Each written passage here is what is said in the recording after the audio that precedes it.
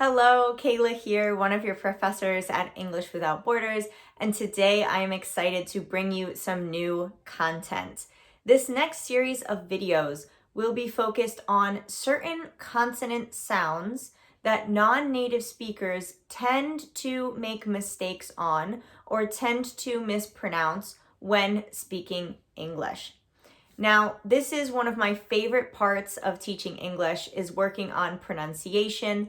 I know for a fact from my own language learning experience that when you learn another language and you focus on pronunciation, you feel more confident when it's time to speak because you have practiced and you know you are doing it correctly. And that makes you feel just so good. So that's the feeling I want you guys to have today after practicing these exercises, these different words, and understanding how different consonants work within different words in English. Okay, so our first consonant we are going to work on in this mini series is the T.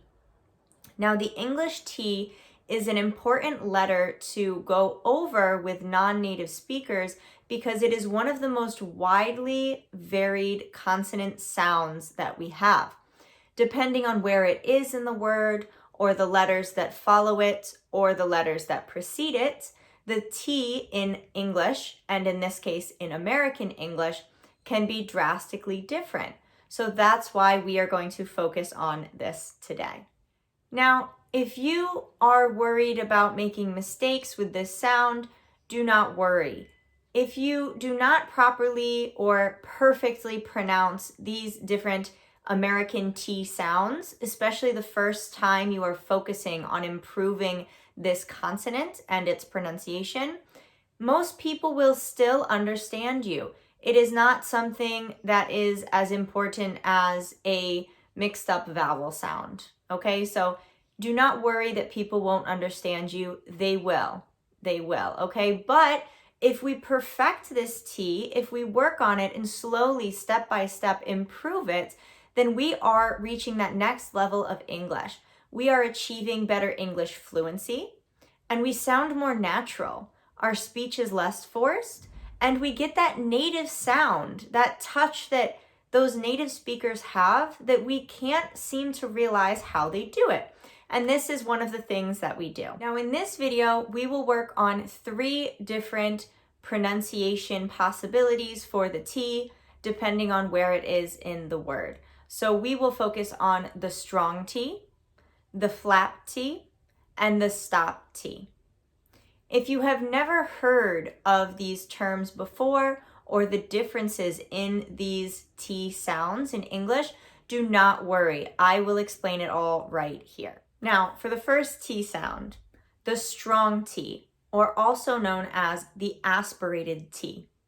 This T sound is a stopped sound followed by a quick and strong burst of air. So this is the T sound that we hear at the beginning of a word or at the beginning of a strong syllable. For example, the words time, tea, or to have that strong T sound at the beginning, and it almost sounds like there is a tiny H of aspiration that comes after the T. Aspiration is when that air is quickly released, okay? And we hear that H sound, that air flowing, okay? So T, to, time, toe, you can hear that that comes after the T, that strong burst of air. So be careful and aware that you are not making a soft T sound when the T is at the beginning of the word. It needs to be strong. The same goes for when a T is at the beginning of a strong syllable. So, for example, we have words here like internal, internal. So words are split into syllables. So internal. It's split into a different rhythm or different sounds that are grouped together within the word. So the word or the sound that is most stressed in that word, that has the most emphasis, is the stressed syllable. So internal, the ter part in the middle is the stressed part. And since that syllable begins with a T, we stress it and we do the strong or aspirated T sound. So internal. Another example of this would be the word fantastic. Fantastic. And when you are practicing these words, feel free to exaggerate the motion with your mouth if you need to, so that it becomes more natural when it's actually time for you to use these words when speaking with native speakers. Now, our next T sound is the flap T or the soft T, we can also call it. So this is a T sound that comes between two vowel sounds. Okay, so this may be written as one single T, or it may be written as two T's together, such as in the word sitting.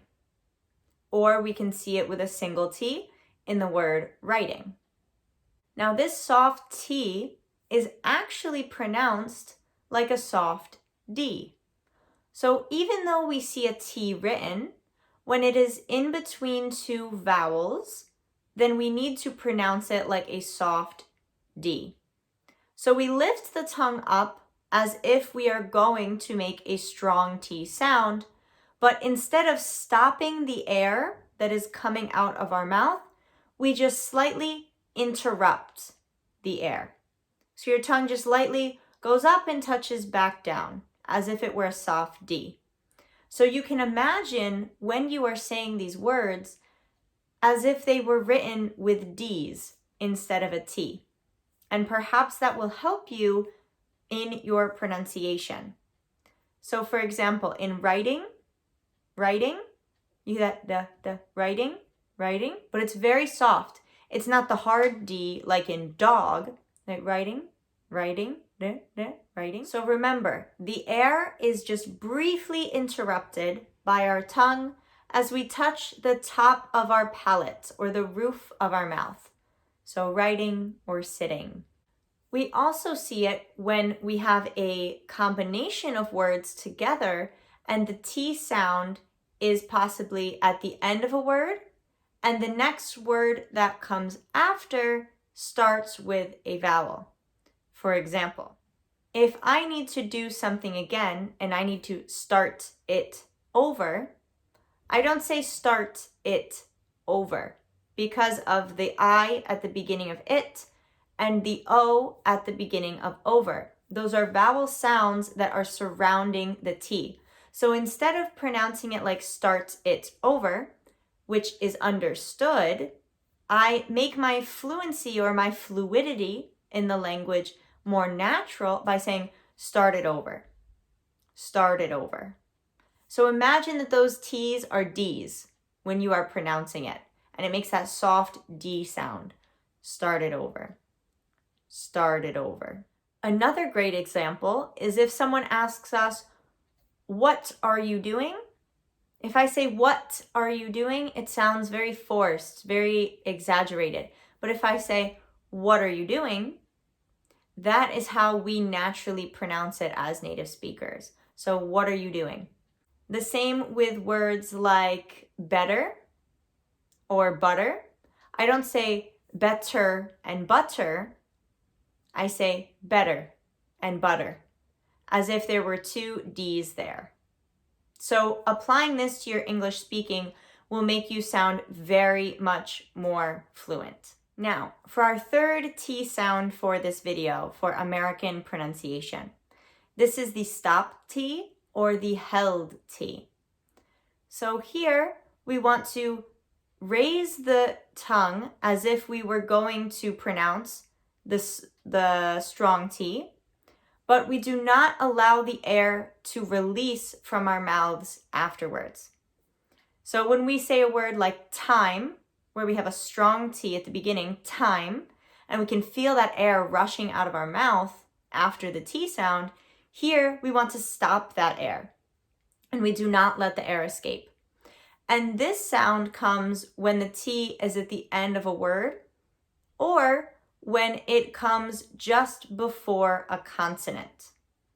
So for example, a word like cat, fat, or football, or fitness. So here we see that I start to make the T sound, but I don't allow the air to escape my mouth afterwards. So cat, or get, or sit. So we stop the air and we do not let it come out. Okay, great. So that's my video for you guys today. We went over 3 T sounds in American English. Now there are more T sounds. There is more variety in how to pronounce this consonant in American English depending on where it is, but I will leave it here for now with the 3 most basic. So we went over the strong T, the flat T, and the soft T. Okay, so with these 3 T's and practicing the difference and becoming aware of where the T is in a word and how you should pronounce it based on where it is, you will take your English to the next level. Go get practicing. Let me know what you thought of this video in the comments below, and I can't wait to see you next time.